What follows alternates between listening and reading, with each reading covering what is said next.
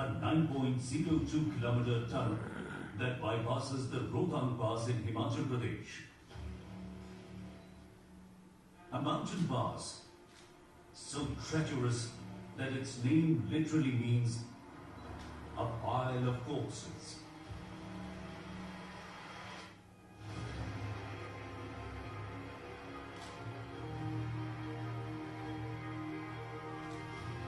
At over 9 km long, Atal Tunnel is the longest highway tunnel above 10,000 feet. It surpasses the 2.72 km Eisenhower Tunnel in Colorado, USA.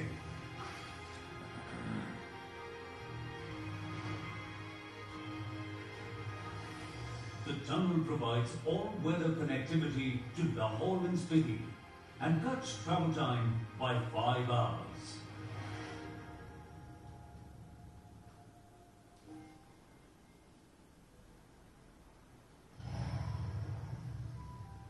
Atal Tunnel was dedicated to the nation by Honorable Prime Minister of India, Shri Narendra Modi, on 3rd of October 2020. मेरा बहुत बड़ा सौभाग्य है कि आज मुझे अटल tunnel के लोकार्पण का अवसर मिला है। अटल टनल हिमाचल प्रदेश के एक बड़े हिस्से के साथ साथ नए केंद्र शासित प्रदेश लेह लद्दाख की भी लाइफलाइन बनने वाला है। साथियों, अटल टनल भारत के बॉर्डर इंफ्रास्ट्रक्चर को भी नई ताकत देने वाली है। ये विश्व स्तरीय बॉर्डर कनेक्टिविटी का जीता जागता प्रमाण है। ये टनल का काम अपने आप में है। इंजीनियरिंग की दृष्टि से, वर्क कल्चर की दृष्टि से यूनिक है। सीमित संसाधनों के बाद भी कैसे अद्भुत काम वर्तमान पीढ़ी के हमारे जवान कर सकते हैं, इसका ज्ञान दुनिया को होना चाहिए। The Border Roads Organization, or BRO, was handed over the task to construct this demanding tunnel. 650 BRO personnel and 3,000 labor worked in 3 shifts along with engineers from Indian infrastructure major Afcons and Strabag, Austria, to make this tunnel. Treacherous weather and geological conditions were hurdles at every step. The plan to shift the traffic under the Rohtang Pass meant engineers had to punch their way through some of the most complex and unpredictable rock strata in the Himalayan region. Himalayas, as they are very well aware, are their mountains. The low conditions which were presumed have been changing regularly. With every meter we find that the low conditions keep changing. The rock mass was so heterogeneous that it required a different support system almost every 50 meters of the tunnel advance, making design and execution extremely challenging. Every year, sub-zero temperatures and heavy winds forced the tunnel to stall for 6 months at the North Portal and 2 months at the South Portal. In the long winter months, up to 25 feet of snow accumulates in the area, and avalanches are an ever-present threat.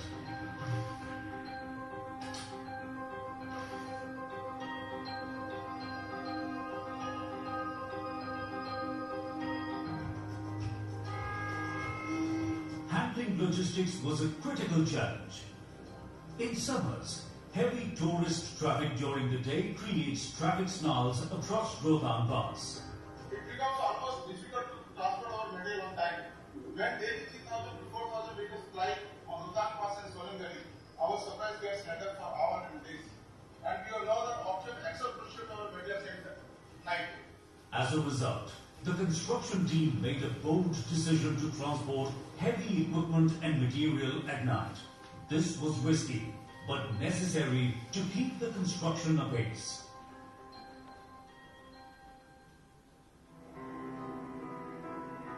The tunnel runs through an area of extreme tectonic thrust and faces excessive stress due to a high overburden of up to 2 kilometers. The rock mass covered over the tunnel extends right up to 2 kilometers. This causes high stresses on the tunnel. At some places, this causes squeezing, and at other places, it causes rock spalling, wherein small pieces of rock shoot like bullets. The stress on the tunnel is equivalent to the pressure exerted per square inch by 3,500 fully loaded shipping containers stacked one on the other. The high stress and increased deformations were countered through lining stress controllers, or spring-like elements that absorb the extra pressure in tunnel lining. The tunnel's geographical location and topographical conditions forced construction to happen only through the two ends. Without adits and shafts, tunneling was slow and ventilation challenging. Never before has such a long stretch of underground space been ventilated for an ongoing construction site. At its peak, the electricity requirement for ventilation was more than the average consumption of Manali town. The completed tunnel has state-of-the-art ventilation system powered by 3 axial fans of 630 kilowatt each at both portals. The air inside the tunnel is refreshed every 20 minutes, making sure travelers are always breathing fresh mountain air as they cruise through the tunnel. It is also the first tunnel in India to have an escape tunnel within the main tunnel.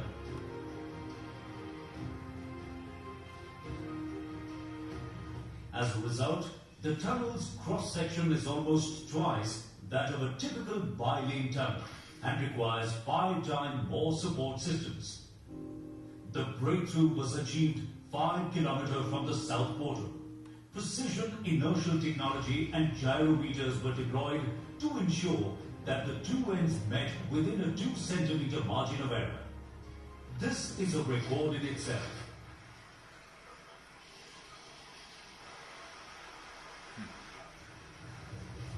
Work on the south portal faced a formidable challenge. The team ran into a fault zone, the Seri Nala.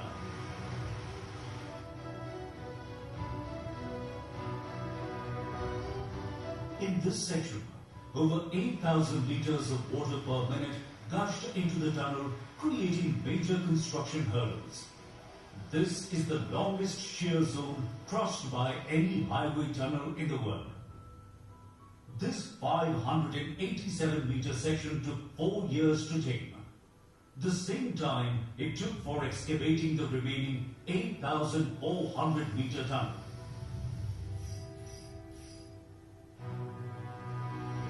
It was eventually tamed through technical innovation that involved extensive grouting followed by segmental excavation. Almost 10 kilometers of 114 mm dia pipes were inserted in the form of umbrellas, and microfine cement grout was injected into the surrounding strata for stabilization.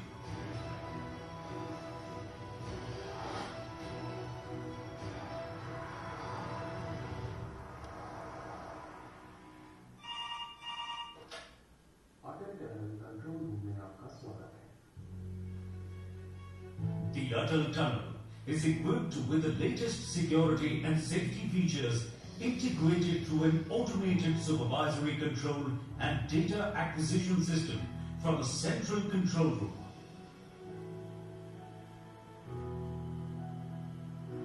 The Atal Tunnel is a game changer for the region.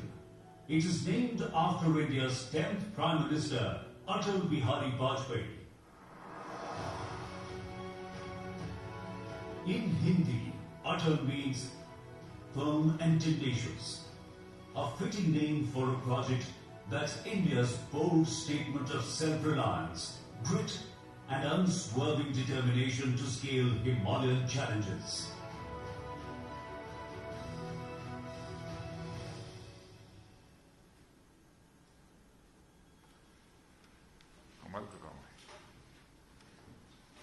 अब मैं माननीय रक्षा मंत्री जी से आग्रह करूंगा कि वे सीमा संगठन की पूरी टीम और वेबिनार से जुड़े सभी प्रतिभागियों के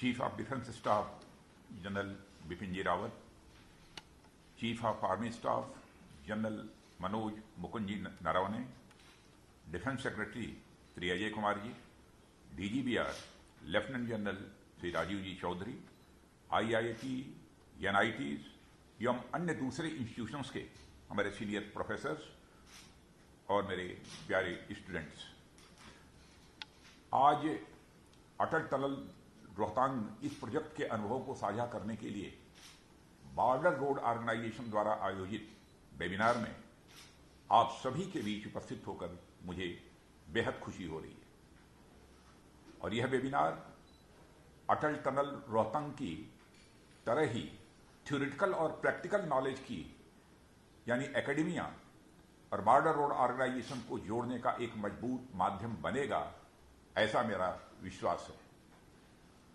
इसके लिए आयोजन से जुड़े सभी लोग और खासकर अपने नौजवान साथियों को मैं बधाई देता हूं और नव वर्ष की साथ ही मैं उनको हार्दिक शुभकामनाएं भी देता हूं। साथ ही मैं अटल टनल प्रोजेक्ट से जुड़े उन सभी श्रमिकों, अधिकारियों और इंजीनियर्स की सराहना करता हूं जिनके दिन रात के अथक परिश्रम के कारण यह महत्वपूर्ण काम संभव हो पाया है। साथियों, पिछले साल ने हमारे साथ कैसा सलूक किया यह आप सभी अच्छी तरह जानते हैं। उसके बारे में चर्चा करने की अधिक जरूरत नहीं है। कोविड-19 के कारण देश ही नहीं, पूरी दुनिया मानो थम सी गई थी। सामान्य जिंदगी जीना भी यह मुहाल हो गया था। पर हमारे पास कुछ एक कारण हैं जिनके लिए पिछला साल हमेशा ही याद रखा जाएगा। बहु प्रतीक्षित अटल टनल रोहतांग का चालू होना भी उनमें से एक है। इतनी विषम परिस्थितियों के बावजूद अटल टनल का खुलना हमारे संगठन के कर्मियों और देश के नेतृत्व के अटल इरादे को एक साथ दर्शाता है। चाहे कोविड जैसी अदृश्य चुनौतियां हों या फिर जैसा हमने अभी मूवी में देखा शेरी नाला फॉल्ट जोन में आई प्रत्यक्ष चुनौतियां हों, हमारे बहादुर जवानों ने अपने साहस और उत्साह से दोनों को पीछे धकेलने में कामयाबी हासिल की है। शेरी नाला में तो मुझे बताया गया कि बाहर देशों के कई बड़े बड़े हाईली एक्सपीरियंस्ड इंजीनियर्स को बुलाया गया था, पर वह भी उनका कोई हल न खोज सके थे। अंत में प्रोजेक्ट से जुड़े हमारे इंजीनियर्स ने ही इसका समाधान निकाला। मैं ऐसे सारे इंजीनियर्स को अपनी तरफ से हार्दिक बधाई देता हूं। साथ ही काम की गति तेज कर इस दौरान हुए नुकसान की भरपाई भी उन्होंने की। ऐसे में उनका जो अनुभव आप लोगों को मिलेगा, मैं पूरे यकीन के साथ कह सकता हूं कि वह आपके लिए अभूतपूर्व होगा। साथियों, हमारा किताबी ज्ञान या कहें एकेडमिक नॉलेज इंजीनियरिंग का बेस बनाने के लिए बहुत ही जरूरी है, पर उसके साथ ही उससे जो जुड़ा अनुभव होना भी हमारे लिए उतना ही आवश्यक है। ऐसे में यह वेबिनार आप सभी के लिए मैं मानता हूं बहुत ही महत्वपूर्ण है और साथ ही आप यहां पर अपनी कुछ जिज्ञासाएं, जो आपकी क्यूरियोसिटी होगी और प्रश्न भी जो वक्ताओं के सामने रख पाएंगे, या फिर आपके दिमाग में कुछ नया और इनोवेटिव आइडिया आई तो उसे भी आप यहां साझा कर सकेंगे। यानी मेरे साथियों, आप अपने सिलेबस में जो वाटरफॉल थ्योरी पढ़ते हैं, जिसमें नॉलेज और एप्लीकेशन का एक तरफा प्रवाह होता है, यह वेबिनार उसका एक एक्सपेंशन है। और यहां यह प्रवाह एक तरफा नहीं है, दो तरफा होगा। इसी कारण मुझे याद आता है अटल टनल रोहतांग के उद्घाटन के समय हमारे माननीय प्रधानमंत्री ने अपना बहुमूल्य सुझाव दिया था कि इस प्रोजेक्ट से जुड़े 1000-1500 लोगों के अनुभवों का डॉक्यूमेंटेशन होना चाहिए। तकनीकी रूप से तो इसका डॉक्यूमेंटेशन भले कोई कर ले, पर किसी समस्या में अपने साथी द्वारा मिला सहयोग या फिर मलबे में ढेर पर बैठकर एक साथ चाय पीते अपना घर याद करते देश सेवा में बिताए गए पलों को वही एक्सप्रेस कर सकते हैं जिन्होंने इन पलों को जिया हो, जिन्होंने इन पलों को महसूस किया हो। आज का यह वेबिनार मैं समझता हूं उसी दिशा में बढ़ाया गया एक बहुत ही महत्वपूर्ण कदम है। मेरे नौजवान साथियों, ऐसे महत्वाकांक्षी परियोजनाएं केवल बजट, टेक्नोलॉजी, ईंट, पत्थर, सीमेंट या स्टील भर से नहीं बना करती। यह सब तो हर जगह मिल जाएंगे, पर एक खास एलिमेंट और है जो इस तरह की परियोजनाओं को अंजाम तक पहुंचाता है। वह है हमारे अंदर की राष्ट्रीय गौरव की भावना, स्पिरिट ऑफ नेशनल प्राइड। और यही वह तत्व है जिसने किसी समय हमारे देश को आजादी दिलाई थी। चंद्रशेखर आजाद, सरदार भगत सिंह, अशफाकुल्लाह खां की कहानी आप सब भली भांति जानते हैं। इनके बारे में ज्यादा बताने की जरूरत नहीं है। यही वह तत्व है जिसके आगे चट्टानों सी मुश्किलें भी ज्यादा देर नहीं ठहरती। और यही वह तत्व है जो हमें कभी थकने और थमने भी नहीं देता है। केवल प्रोजेक्ट से जुड़े लोगों में ही नहीं, आम जनता में भी आप यह भावना पूरी तरह देखते होंगे। आपके जो साथी हाल में मनाली या उससे ऊपर जगहों पर घूमने गए हैं, उनकी अटल टनल के साथ एक फोटो आप सोशल मीडिया पर जरूर देख सकते हैं। यह केवल इसलिए नहीं है कि यह सबसे बड़ा और सबसे ऊंचा टनल है, बल्कि इसलिए है कि इसमें हमारे बहादुर जवानों का त्याग, तपस्या, परिश्रम और राष्ट्र के प्रति उनका समर्पण पूरी तरह से दिखाई देता है। ऐसे आयोजनों से हमारे युवाओं में राष्ट्र भावना का भी संचार होगा, ऐसा मेरा विश्वास है। साथ ही हमारी युवा शक्ति न केवल तकनीकी रूप से बल्कि नव राष्ट्र निर्माण के विवेक की दृष्टि से भी इंजीनियरिंग और प्लानिंग के महत्व को समझ पाएगी और विश्व में अपने देश को पुनः शीर्ष पर ले जाने में कामयाब होगी। साथियों, हम सभी को मालूम होना चाहिए कि इंजीनियरिंग और साइंस के अन्य क्षेत्रों में हमारे देश का एक बहुत ही रिच और ग्लोरियस यह इतिहास रहा है।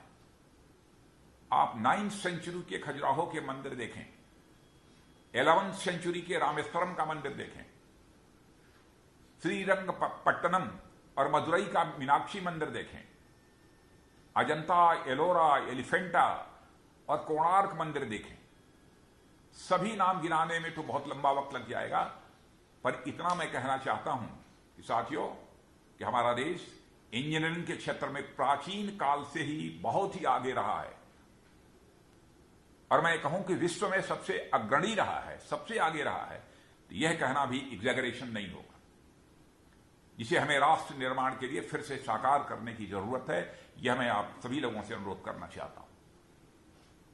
न केवल इंजीनियरिंग में बल्कि agriculture, mathematics, chemistry, medicine, vastu और संचार तकनीक के क्षेत्र में भी हमारे देश ने पूरी दुनिया को राह दिखाई है।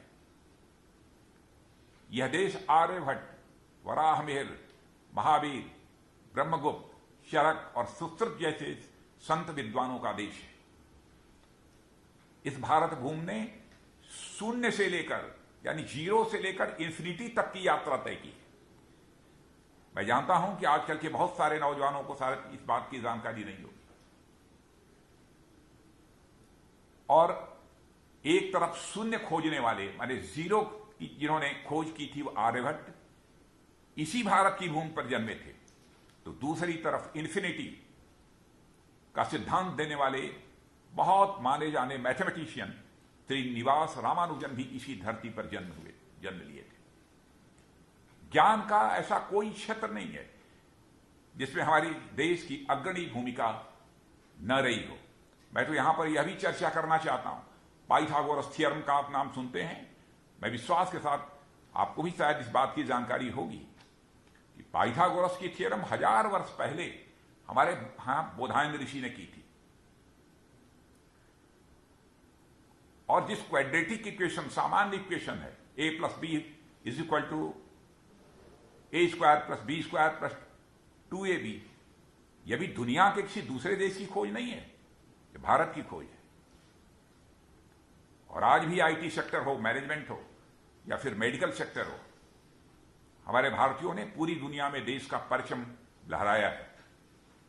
पर हमें अभी इन क्षेत्रों में बहुत कुछ करने की जरूरत है, जो हमारे आपसी सहयोग और प्रयासों से ही संभव हो सकेगा। साथियों, अपने राष्ट्र को पुनः शीर्ष पर ले जाने की राह में हमारा सबसे पहला और आवश्यक पड़ाव है हमारी आत्मनिर्भरता, सेल्फ रिलायंस। किसी भी क्षेत्र में पहले स्वयं आत्मनिर्भर होकर ही उस क्षेत्र में हम अग्रणी भूमिका निभा सकते हैं। इसी को ध्यान में रखते हुए हमारे माननीय प्रधानमंत्री ने देश में आत्मनिर्भरता की ओर आगे बढ़ने का आह्वान किया है। इसके परिणाम भी आप लोगों के सामने हैं। कोविड पैंडेमिक के समय जब हमारे पास मुंह ढकने के लिए मास्क तक नहीं थे, पीपी किट्स नहीं थे, टेस्टिंग लैब्स नहीं थी, उस समय हमने खुद इनका उत्पादन कर न केवल इस समस्या से निजात पाई, बल्कि दुनिया के दूसरे देशों को भी इसकी हमने सप्लाई की। यह है हमारे देश की ताकत। और हमारा डिफेंस सेक्टर भी इस अभियान में बढ़ चढ़कर अपनी भूमिका निभा रहा है। हम न केवल हार्डवेयर मैन्युफैक्चरिंग बल्कि सॉफ्ट टेक्नोलॉजी में भी तेजी से आगे बढ़े हैं। इस दिशा में डिफेंस का रिसर्च एंड डेवलपमेंट ऑर्गेनाइजेशन यानी DRDO लंबे समय से काम कर ही रहा है। पर अब सरकार ने प्राइवेट इंडस्ट्री के रिसर्च एंड डेवलपमेंट पोटेंशियल को देखते हुए इस क्षेत्र के लिए, इस क्षेत्र में उनके लिए भी राहें खोल दी हैं। निजी क्षेत्र की सहायता के लिए हमने सरकारी ट्रायल एंड टेस्टिंग फैसिलिटीज खोली हैं। साथ ही ट्रांसफर ऑफ टेक्नोलॉजी के माध्यम से DRDO के 450 से अधिक पेटेंट्स के लिए निःशुल्क, बिना किसी फीस के अवसर उपलब्ध कराए हैं। रिसर्च और इनोवेशन में बड़ा और बेहतर करने के लिए रक्षा मंत्रालय ने अनेक ऐसी योजनाएं जारी की हैं, जिसमें आप सभी टेक्नोलॉजी इंस्टीट्यूट के स्टूडेंट्स अपनी इंस्टीट्यूशनल और अपनी व्यक्तिगत रूप से आप उसमें भाग ले सकते हैं। इनोवेशंस फॉर डिफेंस एक्सेलेंस, जिसे हम बोलचाल की भाषा में आईडेक्स कहते हैं। आईडेक्स चैलेंज एक ऐसा ही इनिशिएटिव है और इस चैलेंज के तहत आपको कई तरह की प्रॉब्लम स्टेटमेंट्स दी जाती हैं और यदि आपने उनका इनोवेटिव और इफेक्टिव सॉल्यूशन खोजा तो आपको न केवल प्राइज दी जाती है बल्कि उस आइडिया को आगे बढ़ाने और इंप्लीमेंट करने के लिए भविष्य में भी आपकी जितनी संभव है वो सहायता भी की जाती है। यह आपके कैरियर और हमारे देश की तकनीकी प्रगति दोनों के लिए विन विन सिचुएशन होती है। और इसी तरह की अनेक ऐसी योजनाएं हैं जिनका आप सभी भरपूर लाभ ले सकते हैं। मैं अपने युवाओं से आग्रह करता हूं कि अपनी पूरी मेहनत, लगन और उत्साह के साथ राष्ट्र निर्माण में वो अपने कदम आगे बढ़ाएं। हमारे युवा हमारी सबसे बड़ी ताकत है। हमारा देश आज सर्वाधिक युवाओं वाला देश है। पूरे विश्व में यंगेस्ट कंट्री के रूप में यह भारत जाना जाता है। यदि यहां पर उपस्थित होकर एक युवा राष्ट्र के प्रति अपने समर्पण का संकल्प ले तो कोई संदेह नहीं कि हम अपने देश को फिर से विश्वगुरु और एक महाशक्ति के रूप में देख सकेंगे। साथियों, देश के विकास में इसके हर इलाके का समान योगदान है। हर क्षेत्र का, देश के सभी भागों का पूरा समान योगदान है। इसलिए हर इलाके का विकास देश के सर्वांगीण विकास की यह हमारी पहली शर्त है। आज से कुछ समय पहले तक सीमाई इलाकों के विकास को सुरक्षा के लिहाज से संदेह की दृष्टि से देखा जाता था। समझा जाता था कि बॉर्डर एरिया तो पेरिफेरी भर है। इसलिए आजादी के इतने दशकों बाद तक भी उन पर जितना ध्यान दिया जाना चाहिए था वह ध्यान नहीं दिया गया। कनेक्टिविटी की हालत कितनी खस्ता है आपको बतलाने की नहीं, जरूरत नहीं है। कनेक्टिविटी की खस्ता हालत के चलते इन क्षेत्रों के विकास पर जैसे ग्रहण लगा हुआ था, और हमने इस चीज को समझा कि देश के विकास का पहिया बिना पेरिफेरी के घूमे आगे नहीं बढ़ सकता। और हमारे पूर्व प्रधानमंत्री श्री अटल बिहारी वाजपेयी जी ने सीमाई क्षेत्र की, बॉर्डर एरियाज के डेवलपमेंट की शुरुआत की तरफ विशेष ध्यान दिया था, और वही ड्राइव, वही डिटर्मिनेशन और वही डिसिसिवनेस आज हमारे प्रधानमंत्री श्री नरेंद्र मोदी के माध्यम से आगे बढ़ रही है। इन क्षेत्रों की डिसकनेक्टिविटी अब इतिहास की बात हो गई है। अब इन इलाकों का भविष्य इकोनॉमिक डेवलपमेंट, टूरिज्म और एजुकेशनल अपॉर्चुनिटीज की दृष्टि से भी मजबूत होगा। यहां सीमाई क्षेत्रों के कुछ बच्चे जरूर होंगे जो इस बदलाव के वो प्रत्यक्ष साक्षी भी होंगे, और आगे भी हमारी सरकार देश के बाकी हिस्सों की तरह ही इन इलाकों के विकास के लिए पूरी तरह कमिटेड है। बॉर्डर रोड ऑर्गेनाइजेशन इसमें अपनी अहम भूमिका निभा रहा है, और अब तक जो काम हुआ है, मैं कहना चाहूंगा बॉर्डर रोड ऑर्गेनाइजेशन की जितनी भी सराहना की जाए वह कम है। और इस बॉर्डर रोड ऑर्गेनाइजेशन के डीजी से लेकर इस ऑर्गेनाइजेशन से जितने भी जुड़े हुए लोग हैं, मैं सबको अपने तहे दिल हार्दिक बधाई देता हूं। और मैं यह अच्छी पूरी तरह से समझता हूं कि मौसम और ज्योग्राफी के कारण पर्वतीय क्षेत्र में इंफ्रास्ट्रक्चर का निर्माण एक बहुत बड़ी चुनौती है, अलग प्रकार की चुनौती है। पर इन बाधाओं को दूर करने और अपनी मंजिल पाने के लिए बॉर्डर रोड ऑर्गेनाइजेशन के पास पर्याप्त क्षमता है। यह बॉर्डर रोड ऑर्गेनाइजेशन ने अपने काम से सिद्ध कर दिया है। मुझे बताया गया है कि इन इलाकों में विकास के लिए बॉर्डर रोड ऑर्गेनाइजेशन लगातार नए नए प्रोजेक्ट्स को अंजाम दे रहा है। बुनियादी ढांचे के निर्माण की दिशा में सरकार के स्ट्रेटेजिक फोकस के अनुरूप चुनौतियों का सामना करने के लिए देश की उत्तरी सीमा पर बॉर्डर रोड ऑर्गेनाइजेशन को इसके 67% वर्कफोर्स के साथ तैनात किया गया है। यह हाल के दिनों में बॉर्डर रोड ऑर्गेनाइजेशन द्वारा प्रदर्शित प्रोफेशनलिज्म, इंस्पिरेशन, डेडिकेशन एवं कर्तव्य परायणता को दर्शाता है। यह हमें बढ़ती हुई आकांक्षाओं और सामने आने वाली चुनौतियों का सामना करने का हौसला भी देता है। सरकार की ओर से भी वह चाहे आर्थिक सहयोग हो या वह नीतिगत सहयोग, पॉलिसी रिलेटेड हो, बॉर्डर रोड ऑर्गेनाइजेशन को हमेशा प्राप्त होता रहा है। कोविड के संकट के दौरान भी बॉर्डर रोड ऑर्गेनाइजेशन का बजट प्रभावित नहीं होने दिया गया। अटल टनल के निर्माण में कई चुनौतियां थी मित्रों, जिनका सबक हम सबके सामने आना चाहिए। इनसे भविष्य की परियोजनाओं में मदद मिलेगी। इसलिए मैं सभी संस्थानों से भी अनुरोध करता हूं कि इस वेबिनार में पूरे जोश के साथ भाग लें और अपनी फैकल्टी और छात्रों के भविष्य के लिए तैयार करने तथा उन्हें शिक्षित करने के लिए इसका अधिक से अधिक लाभ उठाएं।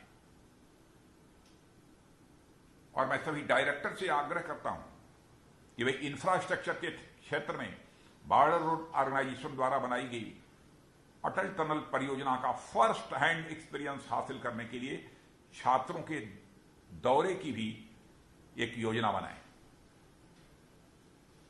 मैं इंफ्रास्ट्रक्चर प्लानर्स और डिजाइन एजेंसीज को यह भी सुझाव देना चाहता हूं कि वे भावी टनल परियोजनाओं को प्रायोरिटी दें जो भी आगे बनने वाली है। इस तरह के प्रयास देश के दूर दराज के क्षेत्रों के सर्वांगीण विकास के लिए बहुत ही महत्वपूर्ण होंगे और उन्हें अनेक स्तरों पर राष्ट्र के विकास के साथ जोड़ा जा सकेगा। साथियों, ज्यादा कुछ न कहते हुए अंत में मैं पुनः इस आयोजन के लिए आप सभी को तहे दिल बधाई देता हूं। इस तरह के आयोजन के साथ नए वर्ष की शुरुआत हमारे अंदर आशा, प्रेरणा और एक नए विश्वास का संचार करती है। यही प्रेरणा हमेशा हमारे अंदर बनी रहे, इसके लिए मैं आप सबको शुभकामनाएं देता हूं। और अंत में पुनः आप सबको इस आयोजन की सफलता की शुभकामनाएं देते हुए अपना निवेदन समाप्त करता हूं। आप सबको बहुत बहुत धन्यवाद। जय हिंद।